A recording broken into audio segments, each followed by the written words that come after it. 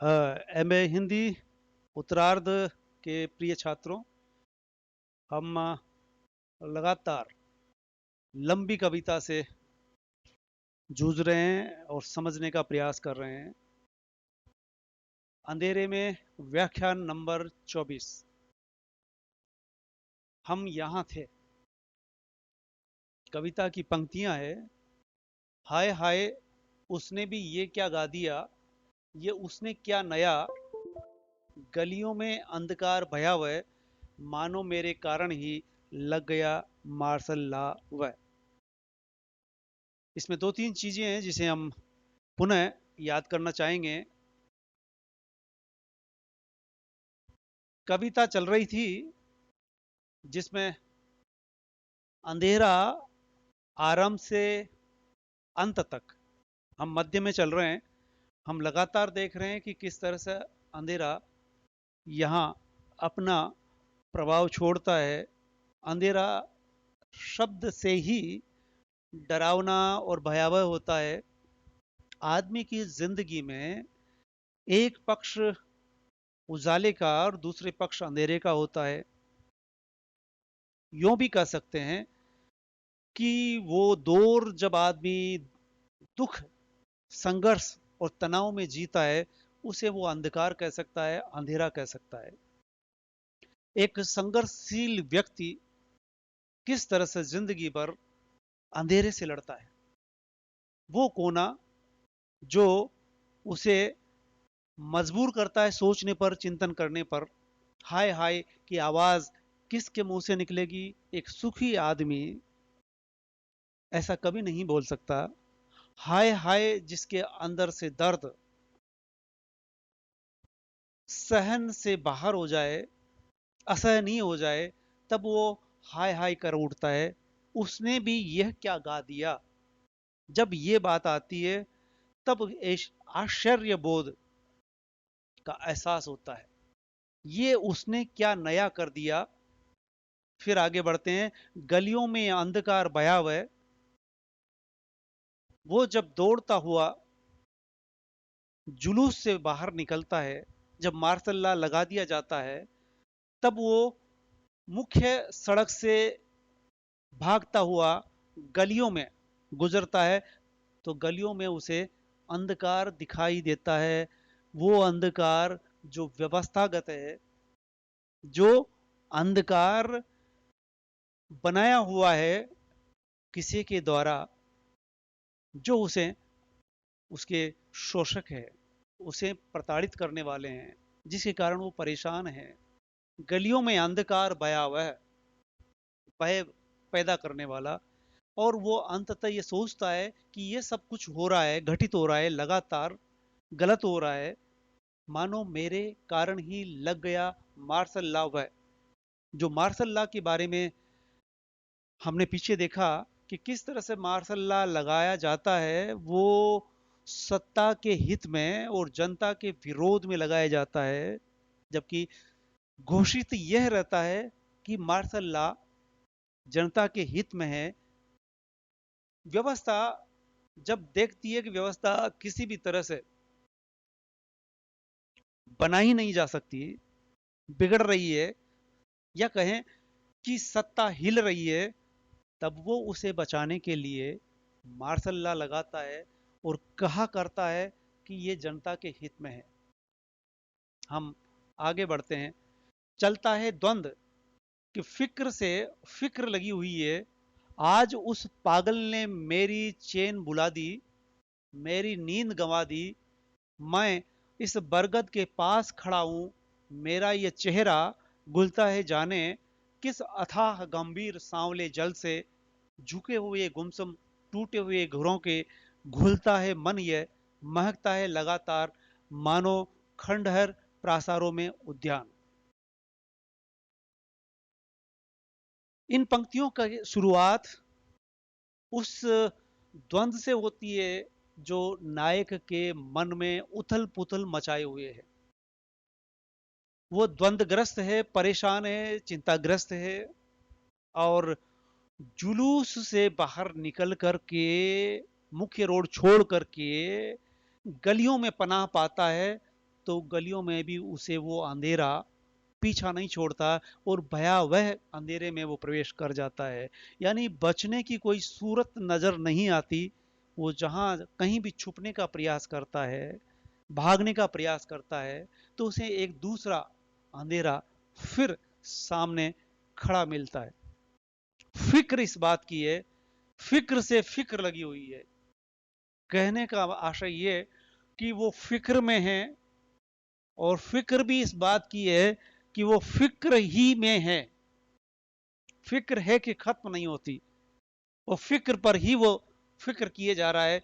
यानी चिंतन मनन और द्वंद लगातार चल रहा है। फिर वो जो पागल मिला था, जिसे लोग पागल कहते हैं, जो जो दिन में पागल सा लगता है, वो जो पेड़ के नीचे मिला था, वो जो बरगद के पेड़ के नीचे खड़ा मिला था, आज उस पागल ने मेरी चेन, जो चेन थोड़ा बहुत बचा भी था जिंदगी में, वो उस अवस्था में पहुंचा दिया कि चैन जैसी चीज बची ही नहीं। जो थोड़ी देर के लिए मिला भी था, वो भूलना पड़ रहा है या भूल ही गया है कि चैन भी कोई हो सकता है क्या। यानी वो जिस चीज से, जिनसे भाग रहा है, वो भागता हुआ जो जहां मिला था, उसे कुछ राहत मिली थी वहां। लेकिन उस पागल ने कुछ ऐसा कहा, ऐसा किया, ऐसा कुछ छोड़ा, और उसका चैन खत्म हो जाता है। मेरी नींद गवा दी। जहां कहीं अगर नींद बची भी थी, देखिए याद करने की जरूरत है, कविता की शुरुआती पंक्तियां जहां से हम चले थे और जिस कदर हमने कविता में प्रवेश किया था, वो याद करने वाली बात है कि वहां वो स्वप्न में है या नींद में है। क्योंकि नींद में सपना चलता है, और अगर उनींदा है आदमी, नींद और जागृत की अवस्था के बीच की एक अवस्था होती है, जब वो कुछ बेहोशी की अवस्था में होता है, लेकिन उठा नहीं होता, बैठा नहीं होता, होश में नहीं होता, सोया हुआ है। नींद सी भी लग रही है, लेकिन नींद कुछ खुल सी गई है, लेकिन पूरी तरह से होश में नहीं आया। उस अवस्था में ये कविता आरंभ होती है, और उसे कुछ चलने की, कुछ टक टक की आवाज जो सुनाई पड़ती है, उससे वो हम ये देखते हैं कि नायक की जिंदगी में वो, जब वो सोया हुआ था न जागा हुआ था, उस अवस्था से कविता आरंभ होती है। यानी बेहोशी की अवस्था में वो नायक, और बेहोशी की अवस्था में कुछ कुछ होश आता है, तो उसे दीवाल भी जैसे पलस्तर भी गिरता हुआ सुनाई व दिखाई पड़ता है।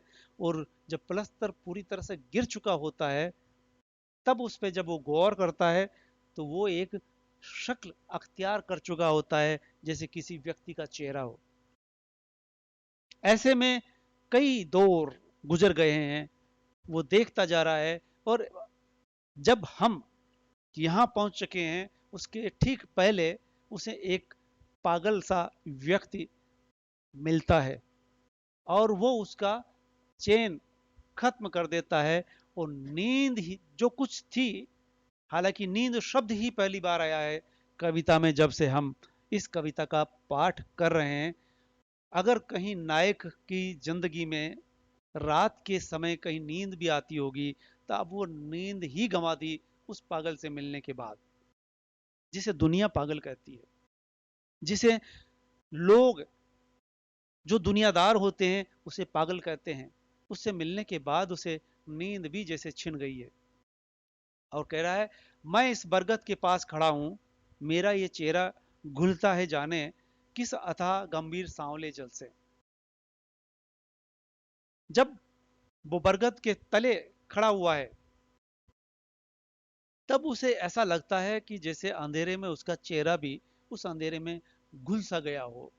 यानी अंधेरे में जैसे वो नहीं, या अंधेरा है, या दूसरा कोई दिखाई नहीं दे रहा। उस अवस्था में उसे उस गंभीर अथाह अंधेरे के सागर में, पास ही में जैसे तालाब से जल में, वो जल भी कैसा, सांवला जल। यानी अंधेरे में जल कैसा दिखाई देगा, जल का आभास होगा, वो सांवला प्रतीत होता है। वो जल भी ऐसा कि जो साफ सुथरा होता है, पीने योग्य होता है। एक गंदला होता है, गंदला जो पीने में थोड़ी हिचकिचाहट होती है, वो वैसा जल उसे दिखाई पड़ता है। किस अथाह गंभीर सांवले जल से वो चेहरा ऐसा लगता है कि जैसे अंधेरे में घुल गया है, या उस सांवले जल में परछाई जब पड़ती है तो उसमें घुल सा गया है, दिखाई नहीं पड़ता। झुके हुए गुमसुम टूटे हुए घरों के गुलता है मन ये। और उसका चेहरा जो घुल सा चुका है, झुक सा गया है, गुमसुम सा वो है, टूटे हुए घरों के गुलता है मन ये। वो व्यक्ति जो जिनका घर टूट चुका हो, जिसका टूटने की कगार पर घर हो, या ऐसे घरों में रह रहे हैं जर्जर घरों में, वो व्यक्ति, उनकी हालात उन घरों सी है या घर जैसी उनकी हालात है। यानी जर्जर अवस्था में होते हैं वो व्यक्ति, जिनके जर्जर होते हैं मकान, टूटे हुए घर। उनके सपने भी किस तरह के होंगे, टूटे हुए सपने। गुलता है मन ये जैसे टूटा हुआ घर हो।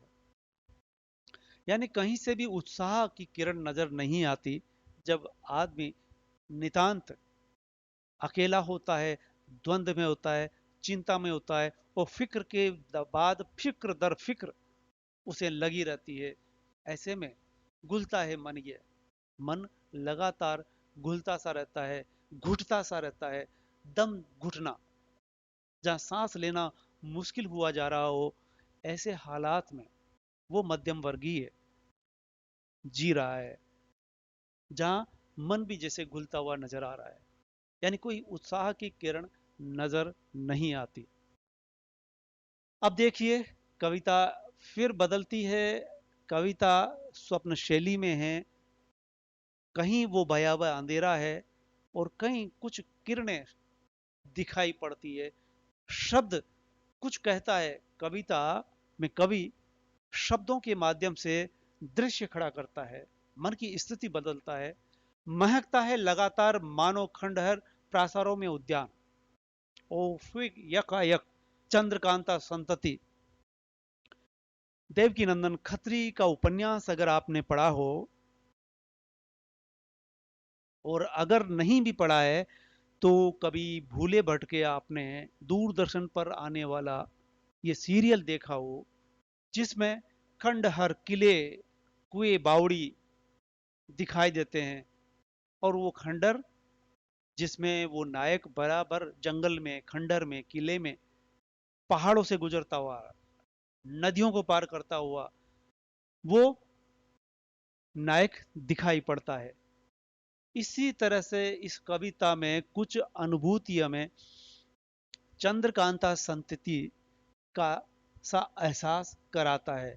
वहां यकायक उन खंडर में उद्यान, फूलवाड़ी, खिले हुए फूल दिखाई देते, जनविहीन, जहां कोई भी नहीं है, पंछी बोल रहे हैं, भयावह जंगल है, और यकायक गुफा, गुफा में अंधेरा, अंधेरे में वो प्रवेश करता जाता है, चलता जाता है, और यकायक कहीं से उजाला आता है, और वहीं पर उसे कहीं तालाब लहराता हुआ दिखाई पड़ता है, और उसी के बगल में उद्यान दिखाई पड़ता है, और वहां बैठ करके उसे बड़ी राहत मिलती है जब उसे वहां कुछ हलचल दिखाई देती है, कुछ नायिकाएं वहां से खिलखिलाती हुई नजर आती है। ये सब कहाँ होता है?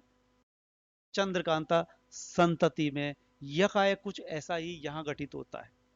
द्वंद्वग्रस्त वो नायक, फिर यकायक अनुभूति होती है। महकता है लगातार, लगातार एक महक आ रही है जब वो उस खंडर में होता है, मानो खंडर प्रासारों में उद्यान हो, ऐसा ही उसे वो एहसास होता है। यानी उसके एहसास बदलते हैं नायक के, और नायक एक दूसरी ही अनुभूति में होता है। इस तरह से हम देख रहे हैं। किंतु वे उद्यान कहाँ हैं, अंधेरे में पता नहीं चलता है। मात्र सुगंध है सब ओर, पर उस महक लहर में कोई छुपी वेदना, कोई गुप्त चिंता छटपटाहट रही है, छटपटा रही है कोई गुप्त चिंता। किंतु वह उद्यान कहाँ? वो उसे एहसास हुआ कुछ देर के लिए, देखिए मन बड़ा ही चंचल है और जिंदगी कभी भी एक रस नहीं हुआ करती।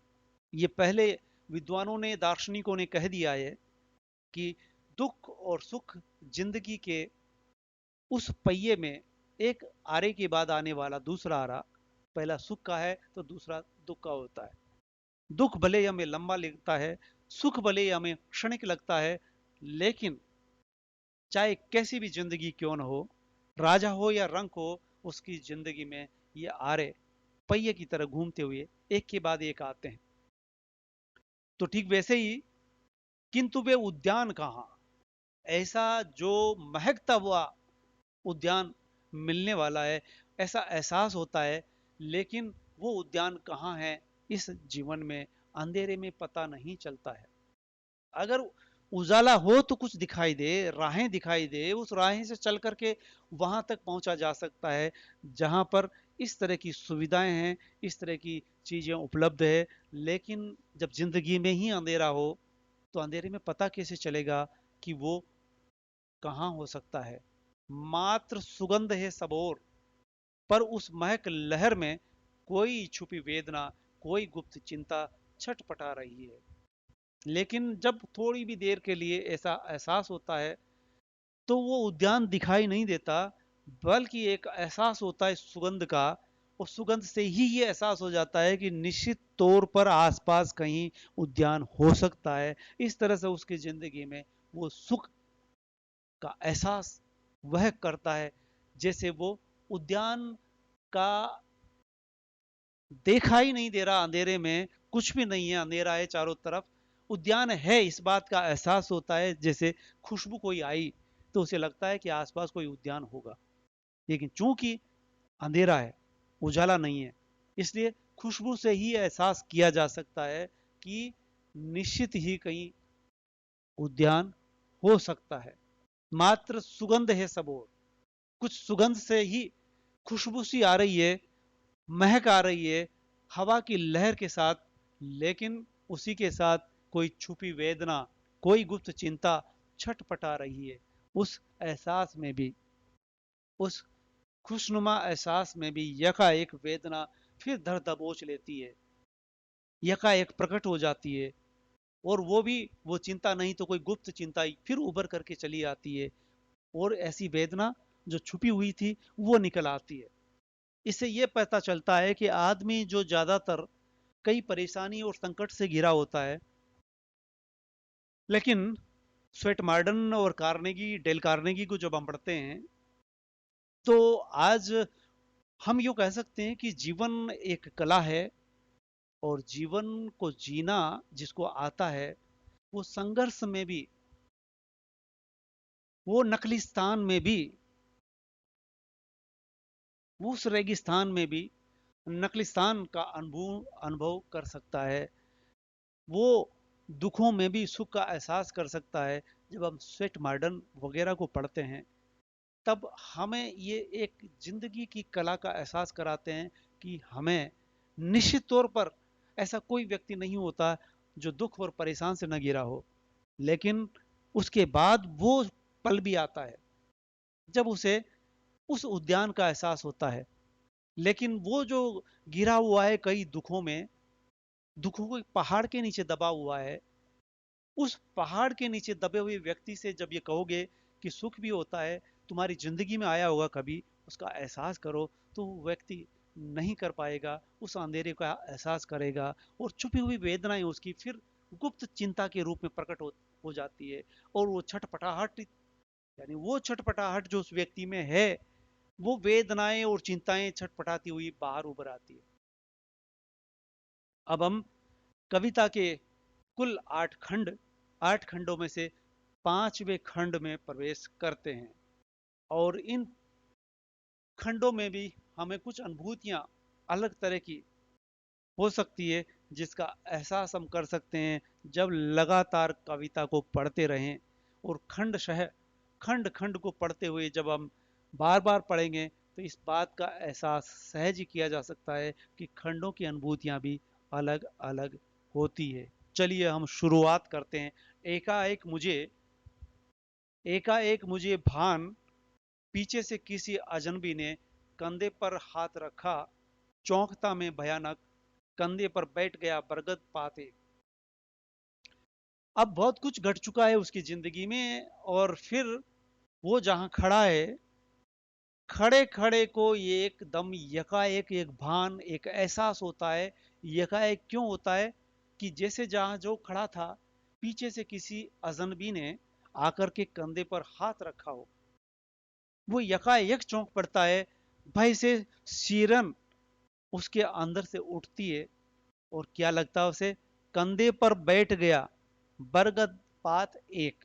जिस बरगद के नीचे वह खड़ा था और कुछ सोच चिंतन में डूबा था, उसी वक्त उसे ऐसा एहसास होता है जैसे कि वहां कोई है और किसी ने, अपरिचित ने उसके कंधे पर जैसे हाथ रख दिया गया हो।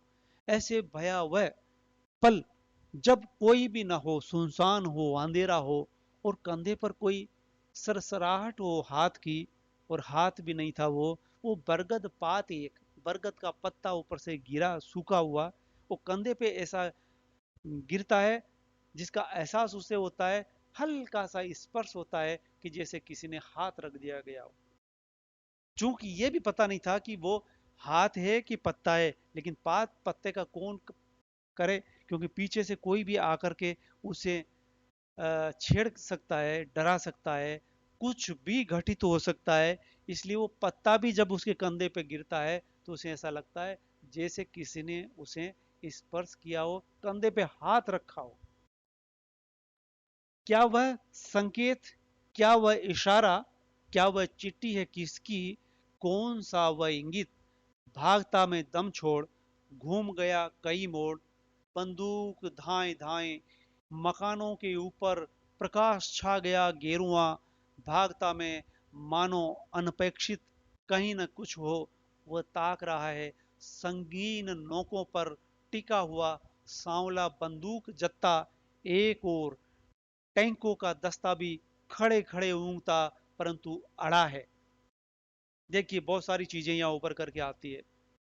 जब वो पत्ता उसके कंधे पर आकर के गिरा, तो यकायक वो, जब तक उसे ठीक से पता नहीं चलता, तो उसे लगता कि जैसे किसी अजनबी ने आकर के उसके कंधे पर हाथ रख दिया हो। वो उसे भयभीत कर देता है, डरा देता है। लेकिन जब उसे पता चल गया कि नहीं, कोई हाथ नहीं, कोई दूसरा व्यक्ति नहीं, और कोई भूत प्रेत नहीं, बल्कि ये तो एक सूखा हुआ पत्ता था जो टहनी से टूटा, वो संयोग से उसके कंधे पर आकर के गिर गया। उसके भी वो मीनिंग निकालता है, अर्थ निकालता है। क्या ये प्रकृति के द्वारा दिया कोई संकेत है, या फिर इस पर कोई बैठा हुआ हो और मुझे कोई इशारा कर रहा हो? क्या ये पत्ता भी मुझे कोई इशारा तो नहीं कर रहा? या फिर क्या वह चिट्ठी है किसकी, किसी के द्वारा मुझे कुछ संदेश दिया गया हो, या कुछ एहसास ऐसा होता है उसे जैसे किसी ने उसे सहयोग करने का ठान लियो हो, कोई इस रास्ते का पर आगे बढ़ने के लिए इंगित कर रहा हो, इशारा कर रहा हो। कौन सा वह इंगित, या इसमें भी कोई इशारा छुपा है प्रकृति का? भागता में दम छोड़, लेकिन यह सब कुछ नहीं होता और वो डर जाता है। ये तो पहले से ही चला आ रहा है, इसलिए वो फिर पुनः भागता है और यकायक चल पड़ता है, दौड़ पड़ता है। कह रहा है भागता में दम छोड़, यानी मैंने पल भर भी देर नहीं लगाई और मैं भाग पड़ता हूँ। और भागता भागता घूम गया कई मोड़। ऐसे कई मोड़ आए, उसे पता भी नहीं चला कि वो मोड़ों पर, कितने मोड़ों पर मुड़ चुका है। अरे फिर उसी वक्त जब बंदूक धाए धाए कर उठती है, बंदूक की आवाज के बाद पहले तो पत्ता ही गिरा, फिर बंदूक की आवाज आई, तब दौड़ने का कारण बन गया। क्योंकि दौड़ता तो पहले भी रहा था, गलियों में, अंधेरे में, जुलूस में था। जुलूस से बच करके वो अंधेरी गली में चला गया। फिर वो बरगद के पेड़ के नीचे खड़ा है और पत्ता उसे डराता है। पत्ता उसे इशारा करता हुआ नजर आता है, लेकिन तभी बंदूक चल पड़ती है, बंदूक की दाएं दाएं से। और जो बारूद भर करके बंदूक चलाई जाती है, तो जब वो चलती है तो उस बंदूक के मुंह पर एक उजाला सा होता है। ठीक वो उजाला उस बंदूक का रहा होगा, जो मकानों के ऊपर प्रकाश छा गया गेहुआ। ये देख करके वो फिर भाग पड़ता है। भागता मैं लगातार फिर भाग रहा हूं, और भागता ही चला जा रहा हूं, मानो अनपेक्षित कहीं न कुछ हो, कहीं न कुछ हो, कहीं कुछ तो है, मानो ऐसा लगता है अनपेक्षित, यानी जिसकी अपेक्षा भी नहीं किया जा सकती, कल्पना भी नहीं कर सकता कि क्या हो सकता है, उसके साथ कुछ भी घट सकता है। ये बंदूक जो यूं ही चली है, आवाज ही आई है, ये अगली बंदूक अगर चले तो उसके सीने पर भी गोली पार हो सकती है। कुछ भी अनपेक्षित घटित हो सकता है, कहीं ना कुछ हो, कुछ भी तो हो सकता है। वह ताक रहा है, अब वो देख रहा है, और दूर उसे दिखाई पड़ता है क्या, संगीने खड़ी है। संगीने नौकों पर टिका हुआ सांवला बंदूक जत्ता। अंधेरे में वो बंदूक लिए हुए सैनिक जो खड़े हैं, वो सांवला दिखाई पड़ रहा है, पूरा जत्ता का जत्ता खड़ा है। एक तरफ जब वो देखता है और फिर निगाह मारता है, तो दिखाई देता है कि टैंकों का दस्ता भी वहां खड़ा हुआ है, यानी पूरी की पूरी बटालियन वहां खड़ी है। वो वहां पहुंच गया भागता भागता। वो जो जुलूस से भागा, मार्शल लॉ लगा हुआ है शहर में, मुख्य रोड पर, वो वहां से बचने के लिए भागा, और एक बरगद के नीचे पहुंचा। वहां भी वो पत्ते से डर करके बौखला जाता है, भयभीत हो जाता है, और तभी उसे बंदूक की आवाज सुनाई पड़ती है। तब फिर वो दौड़ पड़ता है, इधर उधर कहीं भी दौड़ता है, और कहीं भी दौड़ते दौड़ते वो वहां पहुंच जाता है जहां नहीं पहुंचना चाहिए था। यानी वो वहां पहुंच जाता है जहां पहले से सेना खड़ी हुई है, टैंकों के दस्ते लगे हुए हैं, बंदूक लिए सैनिक खड़े हुए हैं, और कुछ पहले से ही पाबंद है वहां खड़े हुए हैं। ऐसा लग रहा है जैसे खड़े खड़े रात्रि में वो अब ऊँघने लगे हैं, यानी वो पहले से ही वहां पाबंद किए हुए हैं, वो अभी अभी नहीं आए, वो पहले से लगाए हुए हैं। यानी वो वहां पहुंच गया जहां अब तक नहीं पहुंचा था, और वहां वो उस दस्ते के बीच में ही पहुंच जाता है। वो देखता है, दिखाई पड़ रहा है अब उसे इतना साफ अंधेरे के बावजूद, कि वो खड़े खड़े भी ऊँग रहे हैं। ऊँग रहे हैं, इसका मतलब ये नहीं कि वो बेपरवाह है, वो परंतु अड़ा है। पूरा पूरा दस्ता कहीं कुछ उनकी निगाह में है, जिसके लिए वो अड़ा हुआ है, यानी उनको एक टारगेट दे रखा है, वो टारगेट पर उनकी निगाह है। यानी वो, ऐसा नहीं है कि उनको कुछ भी पता नहीं है, कोई चिंता नहीं है, ऐसा नहीं, निश्चिंत होकर के खड़े नहीं है। श्याम आकाश में संकेत भाषा सी, तारों की आंखें चमचमा रही है, मेरा दिल ढिबरी सा टिमटिमा रहा है, कोई मुझे खींचता है, रास्ते के बीच ही जादू से बंधा हुआ चल पड़ा उस ओर, सपाट सूने में ऊंची सी खड़ी जो तिलक की पाषाण मूर्ति है निसंग, स्तब्ध जड़ीभूत पाषाण पीठिका हिलती सी लगती। अरे अरे ये क्या, कण कण रहे जिनमें से झरते इलेक्ट्रॉन, मूर्ति के तन से झरते हैं अंगार। अब देखिए कि बहुत कुछ बदल गया। वो दौड़ करके वहां मार्शल ला जहां लगा था, सैनिकों के बीच में, जहां तमंचे लिए, बंदूक लिए, और टैंक भी वहां खड़े हुए हैं, वहां हैं। लेकिन फिर वो बदलता है, वो बदल करके क्या देखता है, श्याम आकाश में संकेत बासासी, तारों की आंखें चमचमा रही है। अब वो वहां से दूर है, आकाश तले है, स्वच्छ आकाश में उसे तारे दिखाई देते हैं। देखिए, जब कविता चलती है, चाहे घना अंधेरा क्यों न हो, वो किरण वही उसी अंधेरे से फूटती है। अभी भले ही किरण ना फूटी हो, लेकिन घना अंधेरा है, घने अंधेरे में साफ स्वच्छ आकाश में तारे चमक रहे हैं। तारे नहीं चमक रहे, वो जैसे तारों की आंखें चमचमा रही है, वो उसे देख रही है और एहसास करा रही है कि अब उसकी जिंदगी में भी ऐसे ही चमक, प्रकाश की किरणें फूटने वाली है। अंधेरा जाने वाला है, अंधेरा बहुत देर तक नहीं टिकेगा। तो सघन अंधेरे में एक नहीं कई तारे चमचमा रहे हैं, और इन चमकते हुए तारों में कुछ संकेत की भाषा में भी कुछ उसे मिला जुला दिखाई पड़ता है। उसे एहसास होता है अच्छा सा, और उस एहसास को दिखाया, मेरा दिल ढिबरी सा टिमटिमा रहा है। यानी जब आदमी उम्र दराज हो जाता है, रोग सैया पर पड़ा होता है, तब यकायक जो दिनों दिन रोगग्रस्त होकर के किसी तरह सांस ले रहा होता है, मरने की कगार पे भी होता है, उस वक्त भी उसे यकायक सांस चौकन्ना कर जाती है, और लोगों को ऐसा एहसास होता है कि अब ठीक हो जाएगा। लेकिन वो बुझते हुए दीपक की एक बार पूरी ताकत से जलने वाली लो होती है, जो प्रकाश छोड़ती है और पूरे घर में उजाला हो जाता है, और एकदम गायब, गुप अंधेरा, और आदमी खत्म। कुछ इसी तरह से तारों की आंखें चमचमा रही है, मेरा दिल ढिबरी सा टिमटिमा रहा है। अभी दिल बुझा नहीं है, चाहे गम कितने भी क्यों न हो, परेशानी संघर्ष कितना भी क्यों न हो, पर दिल में जो चमक है ढिबरी सा, अभी भी टिमटिमा रहा है, बुझा नहीं है एकदम। कोई मुझे खींचता है रास्ते के बीच ही, जादू से बंधा हुआ चल पड़ा उस ओर, और ऐसे में उसे तिनके का सहारा, डूबते को तिनके का सहारा जिसे कहते हैं, ऐसा एहसास भी होता है कि जैसे कोई उसे खींच रहा है और किसी एक तरफ ले जाने के लिए बढ़ रहा है।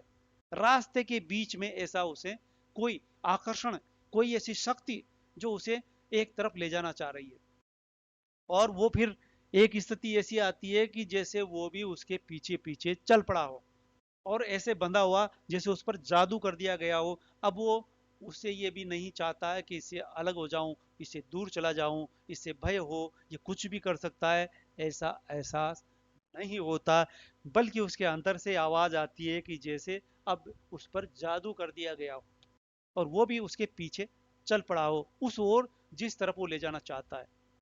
किस तरफ ले जाना चाहता है? सपाट सूने में ऊंची सी खड़ी जो तिलक की पाषाण मूर्ति है, निसंग, स्तब्ध, जड़ीबूत, किस तरफ ले जा रहा है वो? साफ नहीं कौन ले जा रहा है, पहचाना नहीं जा सकता है कि ये कौन है, लेकिन वो जादू से जैसे खींचा जाता है उस तरह से उस तरफ चला जा रहा है। और वो जहां जाकर के खड़ा होता है, वो बाल गंगाधर तिलक की पाषाण यानी पत्थर की मूर्ति जो खड़ी है उस अंधेरे में, वहां जाकर के खड़ा कर दिया जाता है। मूर्ति भी कैसी लग रही है? निसंग, उसके आसपास कोई किसी तरह की जीवंत हरकतें नहीं है, कोई भी नहीं है वहां। वह स्तब्ध जड़ीबूत पाषाण मूर्ति है, कोई भी तो नहीं है वहां। जो ले जाने वाला था ले जाकर के खड़ा कर दिया, और वो वहां जाकर के देखता है, महसूस करता है, और ये एहसास होता है कि वो पहचानता है कि ये महान व्यक्ति की इस मूर्ति के सामने आ खड़ा हुआ है, जो पता नहीं कब से खड़ी है, पाषाण पीठिका, हिलती सी लगती।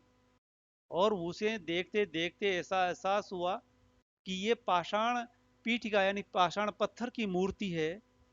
उसे जब लगातार देखा तो वो भी जैसे हिलती सी, डुलती सी दिखाई पड़ती है, जैसे हलचल होती है उसमें। और उसे लगता है, अरे अरे ये क्या? कण कण रहे जिनमें से झरते इलेक्ट्रॉन, मूर्ति के तन से झरते हैं अंगार। बहुत कुछ घटित हो गया। पहले वो हिली, उसमें हलचल हुई, और वहां से जैसे बिजली के कण निकले हो, और वो बिजली के कण उस मूर्ति के तन से झरते हुए अंगारे से लगते हैं। वो ये उसे शक्ति का संचार करते हैं उस व्यक्ति में, उस आत्मग्रस्त मध्यम वर्गीय उस नायक में, जो सब जगह से हैरान परेशान भाग रहा है, दौड़ रहा है। वो एक उस स्वतंत्रता सेनानी की मूर्ति के सामने जाकर के उसे वहां स्फूर्ति मिलती है, ताकत मिलती है, एक संबल मिलता है। एक रोशनी मिलती है।